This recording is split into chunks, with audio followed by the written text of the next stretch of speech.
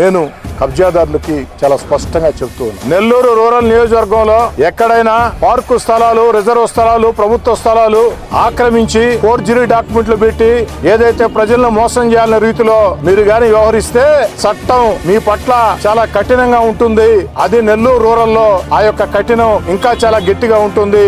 ఎక్కడైనా సరే ప్రభుత్వ స్థలాలు గాని లేదా రిజర్వ్ స్థలాలు గాని లేదా పార్కు స్థలాలు గాని కబ్జా చేసి ఫోర్జరీ డాక్యుమెంట్లు పెట్టి అమ్మి అటు ప్రజలను మోసం చేయాలనుకునే కబ్జాదారులారా, ఇలాంటి చర్యలకి నెల్లూరు రూరల్ నియోజకవర్గంలో మీరు పాల్పడితే తొలి హెచ్చరిక కింద రౌడీ షీట్లు ఓపెన్ చేస్తా, రెండో హెచ్చరిక కింద మిమ్మల్ని పీడీ యాక్ట్ కింద జైలు పంపించే పరిస్థితి కూడా వస్తుంది.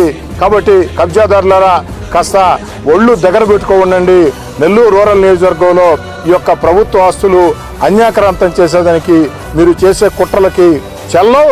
కాబట్టి ఒళ్ళు దగ్గర పెట్టుకుని ఉన్నానని చెప్పని స్థానిక శాసనసభ్యుడిగా కబ్జాదారులు హెచ్చరిస్తూ, నెల్లూరు రూరల్ నియోజకవర్గంలో కబ్జాదారులు ఎవరైనా సరే ఈ యొక్క ప్రభుత్వ స్థలాల్ని ఆక్రమించి అటు ప్రజల్ని ఇబ్బంది పెడదాం అనుకుంటే మీ తాట తీస్తానని చెప్పని కూడా స్పష్టంగా తెలియజేస్తూ పోలీస్ యంత్రాంగానికి కూడా కఠిన ఆదేశాలు ఇవ్వడం జరిగింది.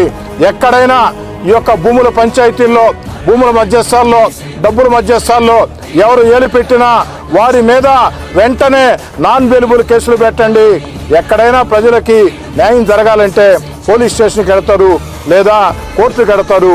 అంతేగాని ఈ యొక్క భూ కబ్జాదారులు చేతుల్లో పడి ఈ యొక్క ప్రజలు అన్యాయం కాకూడదనే ఉద్దేశంతో కఠిన చర్యలు తీసుకుంటామని కూడా మాట ఇస్తూ, ఎన్నికలు లేవు, ఎన్నికలు పూర్తయినాయి.